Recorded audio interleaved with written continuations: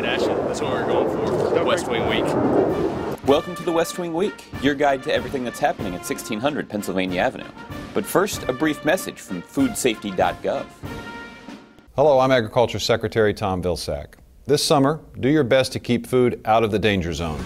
Keep cold food cold, below 40 degrees, and hot foods hot by cooking thoroughly and serving right away. This week, June 25th to July 1st, or Home of the Kringle.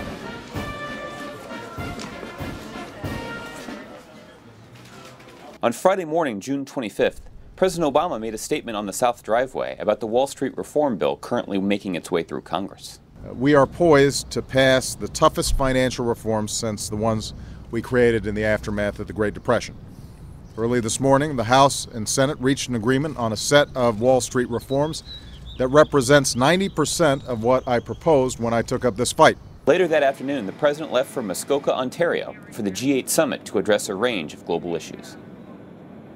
Upon arrival, he was greeted by Canadian Prime Minister Harper, and the delegations immediately got down to the important business at hand, discussing economic issues such as global development and a need for greater accountability. On Saturday, June 26th, the G8 summit took on some issues of international security, including discussions about Iran, North Korea, and the situation in Afghanistan. President Obama then traveled to stormy Toronto for the G20, where he highlighted another area of international cooperation by giving a ride to newly elected Prime Minister of the UK, David Cameron. The President then spent the afternoon in bilateral meetings. Mr. President, may I please introduce His Excellency, the President of the Republic of Korea. How are you? Affirming our alliance with South Korea, strengthening our relationship with China, and taking time to settle up on a bet with Prime Minister Cameron about the U.S.-UK World Cup soccer match.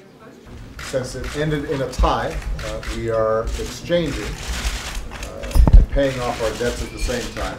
This is Goose Island 312 beer from my hometown of Chicago. And David, I understand this is Hobgoblin from the Witchwood Brewery in Whitney in my constituency. And so I advised him that in America, we drink our beer cold. So he has to put this in the refrigerator before he drinks it, but I think he will find it outstanding. And I'm happy to give that a shot, although I will not drink it warm. In a brief moment between two meetings, the President was able to catch some of the U.S. World Cup soccer match against Ghana. Go! Go, go, go! Go, go, go! Take a shot! Oh! Come on, man! The U.S. went on to lose a close game 2-1. On Sunday, June 27th, the G20 summit was in full swing, with President Obama attending plenary sessions focused on the global coordination for economic recovery. If we act in a coordinated manner and avoid pitfalls, this could mean global output raised by $4 trillion, the creation of 52 million new jobs, and 90 million people lifted out of poverty. After taking part in the formal leader's portrait or family photo, the President hunkered down for more bilaterals, highlighting America's cooperation with Indonesia, our strategic partnership with India, and celebrating the 50th anniversary of our alliance with Japan. On his way to a press conference, President Obama ran into Prime Minister Harper. Well, thanks for your hospitality. Well, thanks for all your help. Good, good. No, I thought you did great work. I think the results are good. So. The President then spoke to the press on the accomplishments of the summit and the role the U.S. will take. In the United States, we are committed, above all, to leading by example. And because of the steps that we've taken to get our economy moving, we are growing again, and this growth is beginning to translate into job creation. Then it was time to leave for sunny Washington, D.C.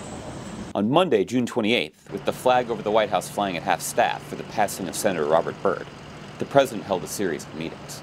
That afternoon, he met with the winners of the 2010 Math Counts National Competition in the Oval Office. I've been putting a lot of emphasis on math and science education because how well we do as a country is going to depend on, how well young people like you do on math and science. Next time Malia or Sasha have math homework, I'm going to call you up.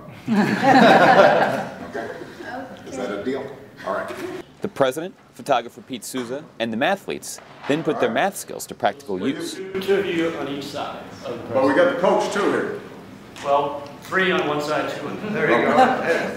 So that was a math problem. Slide in. All right, come on. On Tuesday, June 29th, the President met with his economic team and Chairman of the Federal Reserve Board, Ben Bernanke, to be briefed on the economic recovery. We share the view that the economy is strengthening, that we are into recovery, that it's actually led by some interesting sectors like manufacturing that we haven't seen in quite some time. President Obama also met with a bipartisan group of senators in the cabinet room to discuss the need to pass energy and climate legislation this year, an effort he believes will not only involve action by the government, but an effort from the whole nation to change the way we use and produce energy.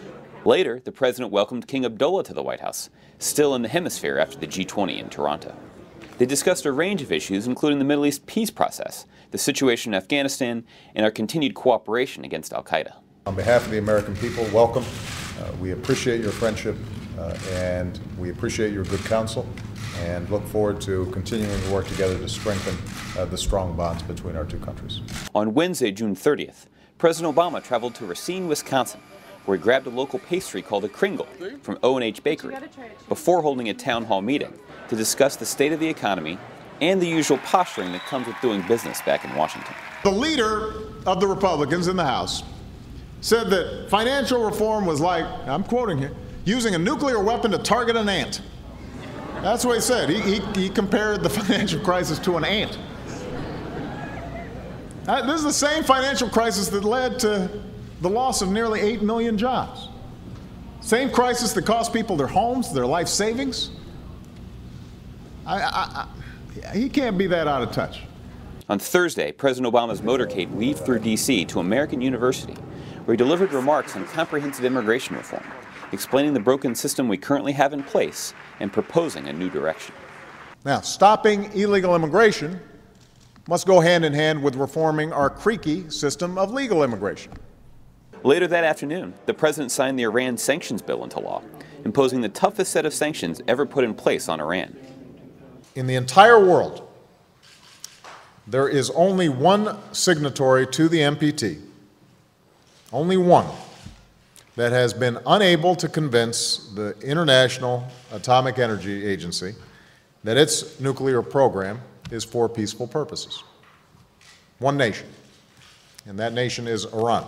To find out more information on any of these topics or to see complete videos of these events, go to whitehouse.gov. And thanks again for checking out your West Wing Week. By the way, I have a math question for you. Okay, what's the math question? Okay, this is called the Oval Office, Yes. right? Is it an oval? Or you want me to give you like what's the diameter of it or something? No. Where are the foci of the oval? See, don't embarrass me.